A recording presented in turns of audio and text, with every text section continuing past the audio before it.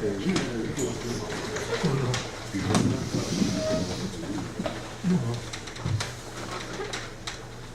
le Président, messieurs les membres de l'Académie, je vais vous donc parler aujourd'hui d'un sujet qui est assez polémique au sein de la communauté orthopédique, notamment des chirurgiens du sport et des chirurgiens du sport qui s'intéressent à l'articulation du genou. Que penser de la découverte, ou plutôt la redécouverte du ligament antérolatéral du genou? Ce qui a mis le feu aux poudres, c'est cette publication de 2013 d'une équipe de Louvain, Belgique, Steven Klaas et Johan Belmans, qui était son patron, qui précise, je dis bien précise, ils n'ont jamais ils avaient découvert ce ligament, mais qui précise l'anatomie de ce ligament antérolatéral qui va d'une zone en arrière de l'épicondyle latéral jusqu'à un point à mi-distance entre le tubercule du Jardy et la tête du péroné. C'est le ligament qui est ici et qui est différent du ligament collatéral latéral qui est là. Ça en est suivi un véritable boom médiatique qui est peu courant en orthopédie, avec des publications jusqu'à dans le Time Journal qui nous a parlé de cette découverte. Et comme souvent avec les journalistes, les choses ont été déformées.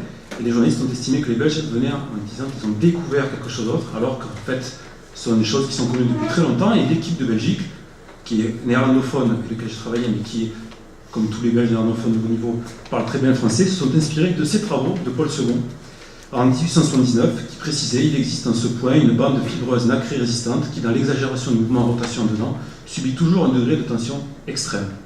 Ils sont partis de là et ont continué leurs travaux et précisé un peu cette anatomie. Avec Jean-Louis Tricoire, qui était un féru de l'histoire de la médecine, qui était MCUPH dans notre département en orthopédie, nous avons décidé d'aller encore plus loin dans la recherche historique et on a publié ce travail de perspective historique. Et on a trouvé des mentions de ligament antérolatéral dès 1752, pardon pour la prononciation du sud-ouest, qui vient de M. Beitsch-Tresch, peut-être. Et en 1871, Henle qui parle de ces structures. Alors ce sont des descriptions, comme à l'époque, c'est très descriptif, et ce n'est pas une notion de mécanique ou de rôle, mais c'est la description de certaines zones. C'est des notions aussi qu'on a pu retrouver plus tard dans l'histoire. En 1976, Jacques Houston parlait de antérolatéral structure, ou Werner Müller en 82 parlait de latéral fémorotibial ligamentous attachment. Vous voyez, c'est une zone qui est un peu complexe en termes d'anatomie et qui est, allons dire, réétudiée ou redécouverte de manière régulière dans l'histoire.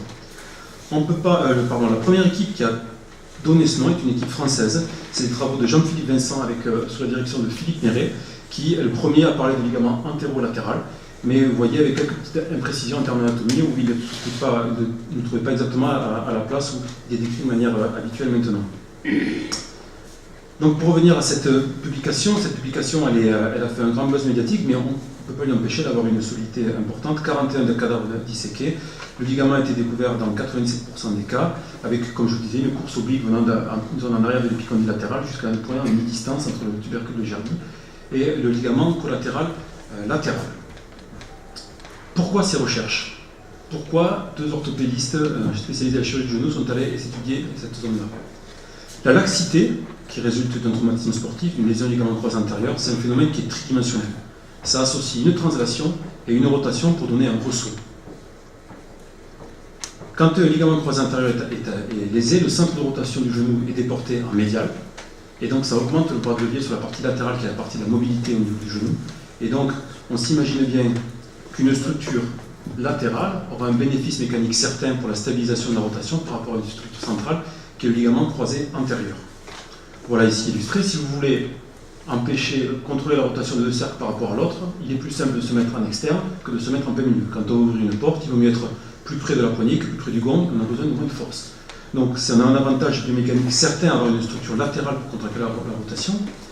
Certes, ce ne sont que de la théorie, mais ça a été confirmé par les études biomécaniques que ce ligament joue un rôle dans la stabilité rotatoire. Ça a été montré par Sandri Côté de Lyon, ça a été montré par Rasmussen qui explique que cette structure de redécouverte récente est une structure importante latérale qui donne une stabilité rotatoire au genou. Et Parson, dans l'American Journal of Sport Medicine en 2015, nous précise que s'il est lésé, il faut réaliser un jet de stabilisation rotatoire. Le problème, c'est comment mettre en évidence une lésion du ligament antérolatéral. L'IRM, qui est l'examen d'imagerie qu'on utilise pour les lésions ligamentaires au niveau du genou, n'est pas parfait pour mettre en évidence avec des sensibilités qui sont insuffisantes. Klaas, qui est le redécouvreur du ligament, ne retrouve que dans 76% des cas. Pour Elito, là, on a 71% des cas. Et certains auteurs nous les trouvent en entier que dans 11% des cas. Pourquoi? Rappelez-vous de la position. Dans l'IRM, le genou est à 10 degrés de flexion en rotation neutre, comme vous voyez ici, qui n'est pas la position dans laquelle on met en tension la structure. Et comme l'a bien précisé Catherine dans la revue européenne de chirurgie du sport, le ligament est orienté dans ce sens-là, l'IRM est orienté dans l'autre sens. C'est deux plans différents. L'analyse n'est pas optimale. Et la deuxième raison, c'est que l'anatomie complexe de l'épicondyle latéral ne favorise pas l'identification à l'IRM de différentes structures. Alors pourquoi ne pas utiliser l'échographie? L'échographie est simple, disponible, elle a une meilleure résolution spatiale, c'est-à-dire qu'on voit mieux les petits détails à l'IRM qu'à l'échographie qu'on les voit à l'IRM. C'est non irradiant, c'est dynamique, et nous, l'argument qui nous a fait pencher vers là, c'est que c'est quelque chose qu'on a au bloc opératoire, nos anesthésistes l'utilisent pour les blocs nerveux. Alors pourquoi ne pas l'utiliser pour cette structure? La première étape du raisonnement, c'est de dire, ok, on a l'intuition que ça va marcher, mais il faut d'abord, avant d'aller chercher, prouver qu'il y a une anomalie de cette structure, essayons de voir si on arrive à l'avoir avec des sujets cadavériques. Donc on est parti avec l'équipe de radiologie de Toulouse, au laboratoire d'anatomie, et on a cherché une structure antérolatérale à l'échographie. On y a placé des repères métalliques, ce qui nous paraissait être l'origine et la terminaison de la structure. On a ensuite fait une dissection, et puis dans tous les cas, on a vérifié la cartographie de la structure qu'on trouvait, pour la comparer à la cartographie qui était publiée dans la littérature de la dite structure, et voir si les données se recoupent, et si vraiment on identifie le ligament antérolatéral. Alors on a trouvé dans 100% des cas une structure hyper échogène ici. Je vais vous détailler bien la vision échographique, parce que c'est celui qui nous est cher. Je sais qu'il y a certaines polémiques avec les radiologues qui veulent de plus en plus venir en orthopédie, mais je crois que nous aussi, il faut qu'on aille de plus en plus vers ces moyens d'imagerie qu'on peut utiliser nous-mêmes. Validation cadavérique, on a retrouvé un accord parfait dans tous les cas entre les pièces qui ont été mises par les radiologues et ce qu'on a trouvé à la dissection. Et on peut dire qu'on a une sensibilité d'échographie pour détecter le ligament antérolatéral qui est de 100%. Donc on a publié ça dans la revue arthroscopique, la revue de la Société nord-américaine d'arthroscopie. Donc une sensibilité de 100%, une détection complète, un protocole validé. Le point clé, je vais y revenir après, quand on veut se lancer en échographie, c'est commencer par le tibia. On a été très critiqué par des confrères de New York qui ont publié un papier disant qu'il fallait commencer dans l'autre sens et qu'en fait l'échographie ne marchait pas. On leur a répondu en disant qu'ils n'avaient pas commencé par le tibia et que c'était mieux. Ce qu'ils ont fait, ils nous ont répondu, bien sûr, pas de manière officielle, comme vous l'avez dit, on ne peut pas avouer ses preuves. Donc, un genou, tibia à droite, fémur à gauche, ménisque latéral ici. Vous voyez le relief du fémur, le tendon poplité, le condyle fémoral, et donc on a une structure hyper échogène ici, qui va en arrière de l'épicondyle jusqu'à un peu en dessous de la surface articulaire du tibia ici. Donc on a publié notre technique d'échographie. Je vais vous montrer comment on réalise ça en pratique régulière, pas de conflit d'intérêt. Donc tout ce qui est du point d'anatomie, je reviens un peu aux descriptions qui ont été faites. Donc l'épicondyle latéral ici, la structure est là, le tubercule de Gerdy, la tête du péroné, vous allez voir l'animation qui va apparaître, je l'espère. Oui, le tubercule de Gerdy, la tête du péroné, l'épicondyle latéral. Le facial attaque est ici, qui est un repère fondamental qui va nous servir à nous repérer, parce que c'est assez compliqué au début de se repérer en échographie, il faut une courbe d'apprentissage d'environ 5-10 cas, et on y voit mieux après. Donc le ligament antérolatéral est ici. Premier point que nous allons plier, il faut commencer par retrouver le fascia lata, descendre en arrière au niveau du tibia, repérer l'insertion tibia du ligament antérolatéral et faire un mouvement anti-horaire pour se mettre dans le grand axe de la structure et pouvoir la repérer dans toute sa longueur de la rotation pour pouvoir obtenir le grand axe de la structure. Le deuxième point fondamental qu'il faut aller rechercher, c'est l'artère, la liga, l'artère infragénique artérie, qui est sous le ligament antérolatéral et entre le ligament antérolatéral et le ménisque, et qu'on va pouvoir repérer sur l'échographie, qui nous permet d'avoir un repère de hauteur et de savoir à quel niveau de l'interligne nous nous situons, et on s'en sert aussi comme moyen diagnostique. Donc comment on le met en place au bloc opératoire, moi-même, le tubercule de Gerdy est repéré, la tête du péroné, le patient est bien sûr anesthésié, l'épicondyle latéral. Vous voyez, on utilise l'échographe qui est ici, qui est l'échographe des anesthésistes. Le passage théorique de la position théorique du ligament, l'échographie, donc il descend le fascia lata, et puis on va tourner ensuite devant le mouvement. Je vais vous montrer les images d'échographie. Donc on commence ici, le tibia est ici, le fémur est là, le tubercule de Gerdy, fascia lata. Donc vous allez voir la structure va disparaître, c'est la structure qui est ici, le fascia lata, et une nouvelle structure hyper échogène va apparaître. Vous allez avoir ici, avec l'artère géniculée qui est là. C'est un peu difficile, je pense, au début de voir les différentes structures. Et une fois qu'on a mis cette structure dans le bon axe, on va pouvoir la tester. Vous voyez l'artère qui est sous le ligament qui est ici, d'accord, et l'artère qui bat, et qui, avec le mode Doppler de l'échographie, on peut mettre en évidence des battements de l'artère, et vous allez voir qu'on arrive même à arrêter le testing ganglique. Donc quels sont les critères qui nous font dire qu'il y a une lésion ligamentaire latérale? Donc première chose, on teste, on met en rotation et on regarde si la structure se tend et se détend, rotation interne, rotation externe. Donc la structure est ici, et vous voyez que dans les mouvements de rotation, on voit clairement, enfin moi en tout cas je vois clairement, que les choses se tendent et se détendent, avec une structure qui reste continue dans les mouvements de rotation. Vous verrez un exemple pathologique juste après, qui illustrera le fait que dans certaines lésions, ça ne marche pas. Donc l'artère est ici, vous voyez l'artère qui bat, on met le patient en rotation interne, le ligament vient comprimer l'artère, arrêt du flux sanguin. Quand on a une lésion pathologique, il n'y a plus d'arrêt. Comment on fait le diagnostic de lésion? Les points essentiels, donc vous allez voir ici la structure est ici, là, et le tibia est là, le fémur est ici, et là quand on met le mouvement de rotation, on voit qu'il n'y a aucune continuité, qu'il n'y a pas de mise en tension des structures, en fait. Ici, là, et surtout le point le plus essentiel qui est moins suivi, qui est moins subtil, c'est la mise en évidence de fracture de second, qui est plus facile de faire avec l'échographie. Je vais y revenir après, vous expliquer pourquoi. Voilà, ça c'était pour la blague. Donc une fois qu'on a eu validé notre technique, le fait que l'échographie pouvait permettre de voir la structure, qu'on a validé notre technique de mise en évidence, on a fait un rapport d'épidémiologie, savoir dans combien de fois cette structure était lésée en cas de traumatologie du genou.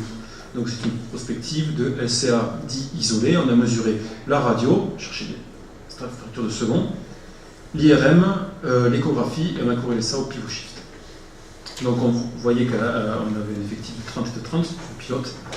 On a pu mettre en évidence des lésions ligamentaires latérales à l'IRM dans 50% des cas, et à l'échographie dans 63% des cas. Mais chose plus étonnante, on a une incidence de fracture de second à l'échographie de 50% des cas, ce qui est beaucoup plus que tout ce qui n'a jamais été publié avant. Pourquoi nous obtenons ces résultats? On a été très surpris quand on a matché les tableurs, que les radiologues nous ont envoyé leurs tableurs, de trouver autant de choses. Il y a une meilleure sensibilité spatiale de l'échographie pour voir les fragments osseux. Donc vous voyez l'exemple typique. À l'IRM, il n'y a pas de décroché cortical, alors qu'à l'échographie, où on voit des tailles plus fines, on arrive à avoir un décroché cortical. Dans 40% des cas, on n'avait pas une vraie fracture de second. Ce qui est difficile, c'est la terminologie. La fracture de second, normalement, c'est une vraie fracture qu'on voit à la radio. Et là, on voit on voit souvent, dans 40% des cas, on voit des décrochés corticaux comme vous avez ici, avec la structure qui est là, un hématome et un décroché cortical. C'est une lésion unicorticale. C'est pas vraiment une fracture.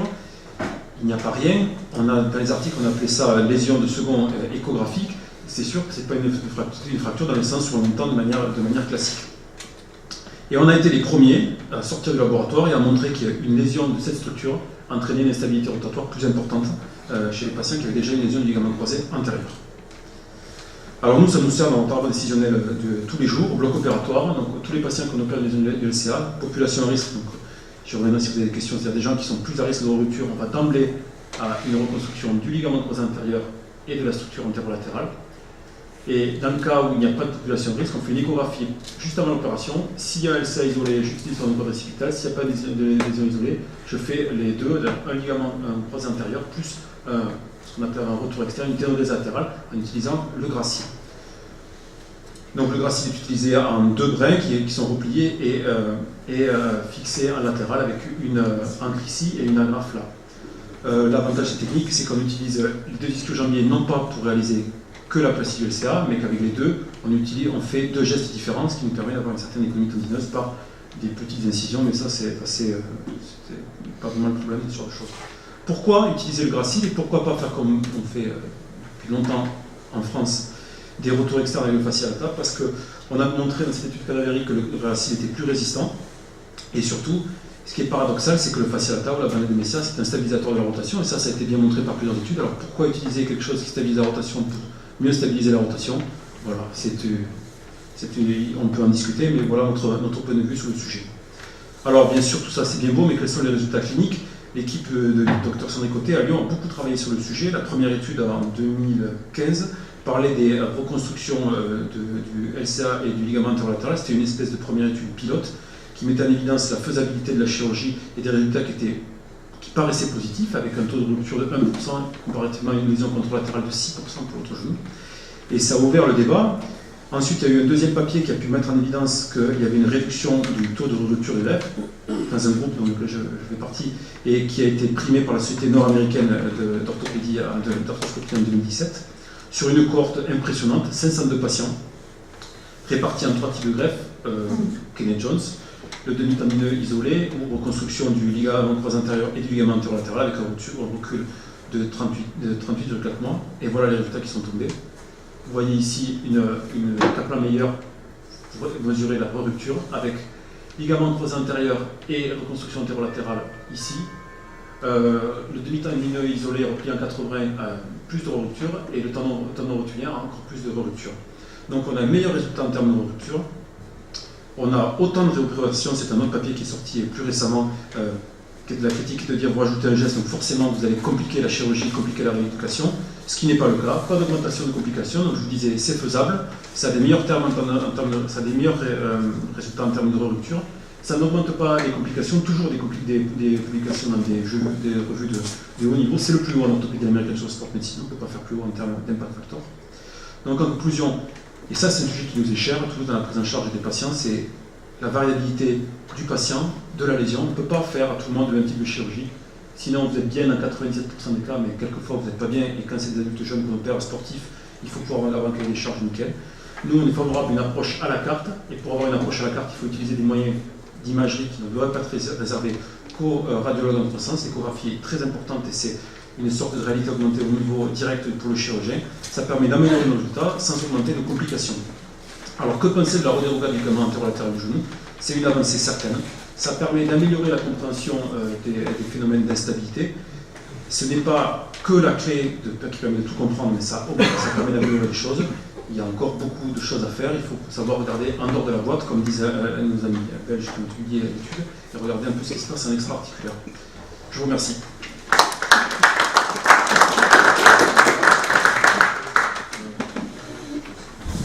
Bravo pour ce magnifique travail qui est absolument remarquable avec la confirmation de la redécouverte de ce ligament.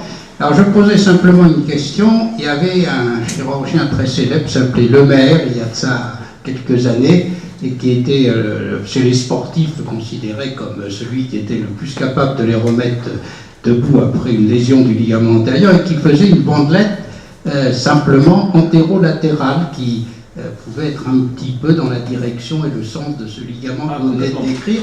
On n'a jamais compris comment ça fonctionnait le procédé de Lemaire avec cette simple bandelette qui, semble-t-il, était efficace, puisque beaucoup de sportifs sont venus sur le terrain avec.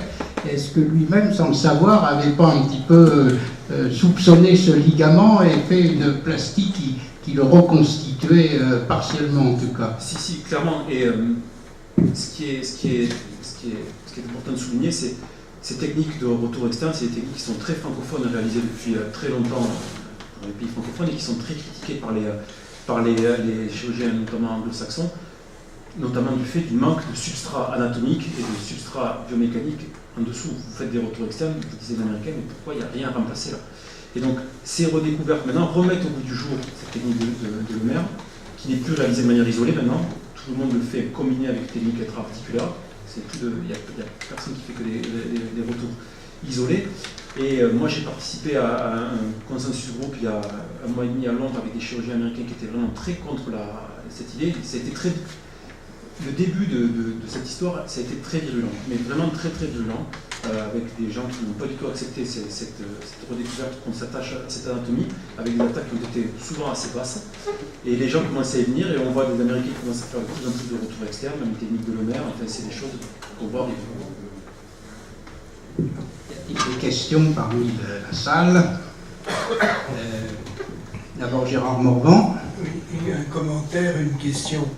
En tant que radiologue, je confirme tout à fait tout ce que vous venez de dire, mais c'est vrai que les IRM, les séries d'IRM auxquelles vous faites référence étaient date de quelques années.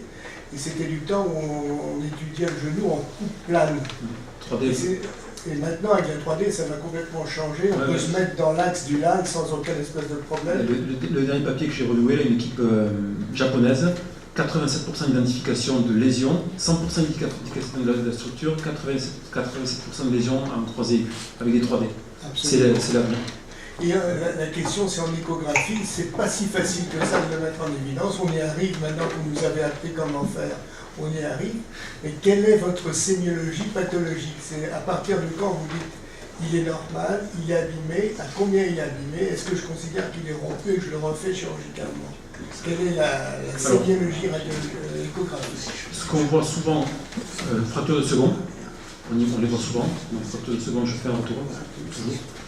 Et quelquefois, on arrive à voir là, avec la rotation la mise en tension des structures. Ça, c'est plus aléatoire et c'est plus dur. Et je pense que si on était plusieurs observateurs, on ne serait probablement pas d'accord. Il n'y aurait pas une très bonne reproductivité. Mais la fracture de second, on l'observe quand même, pas dans 50% des lésions du ligament antérolatéral, mais dans 50% des lésions du croisé. Ce qui fait augmenter les choses. Moi, je fais 2 tiers de LCA plus retour pour 1 tiers de LCA isolé. C'est mes statistiques. Moi j'avais 2 questions. Oui, une question sur le. Comment est-ce que, sur l'étude clinique, avec l'augmentation du ressaut antero-externe que vous avez pour faire le diagnostic du lésion du ligament croisé plus la lésion de ce ligament antérolatéral, est-ce que sur le plan clinique vous arrivez déjà à suspecter du fait de l'importance du ressaut? Et deuxièmement, est-ce que tu peux confirmer que pour faire le diagnostic sur le plan échographique, il faut utiliser une barrette linéaire et non pas les barrettes habituelles? On voit beaucoup mieux qu'une barrette linéaire. Parce que moi, je faisais ça déjà pour regarder la consolidation des allongements avec des barrettes linéaires de 7,5 MHz. Est-ce que c'est la même chose? Alors, je ne connais pas la technique des échographes. Les échographes ont été choisis par nos anesthésistes. J'ai vu que c'était une barrette. Je pense que c'est une barrette linéaire. J'ai pris ce que vous donnez, c'est la première chose. La deuxième, je vous remercie pour la question sur le pivot shift. C'est quelque chose que souvent j'ai été un peu chatouillé dans les congrès. Le pivot shift, le ressaut rotatoire, c'est quelque chose qui est multifactoriel. Et je trouve que c'est troublant pour quelque chose qui est multifactoriel de toujours donner la même réponse.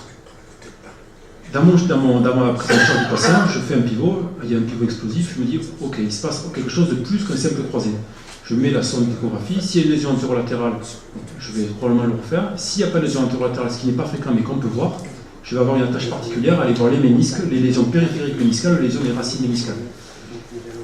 Certes, il y a une corrélation entre les deux, c'est-à-dire si un pivot shift est élevé, il y a une lésion du ligament antérolatéral, mais dans les études qu'on fait, on élimine tous les autres facteurs. Et sinon, on ne peut pas conclure. Donc un patient qui fait partie d'une étude, ok, il a un pivot shift élevé, mais il faut quand même que je sache d'où ça vient. On ne peut pas avoir toujours la même réponse. Moi, je trouve ça inconcevable qu'on ait toujours la même réponse à un seul problème qui est multifactoriel.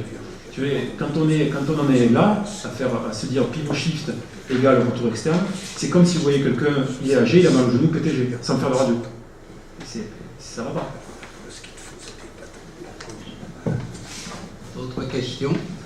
Bon, ben, merci beaucoup. Mettre à jour un nouveau ligament dans le genou tout récemment, alors que le genou a tellement été étudié anatomiquement, c'est quand même quelque chose qui est assez étonnant, mais bon, il faut admettre qu'il est là. Personne ne l'avait vu jusqu'à maintenant, mais le voilà maintenant bien visible, notamment en échographie.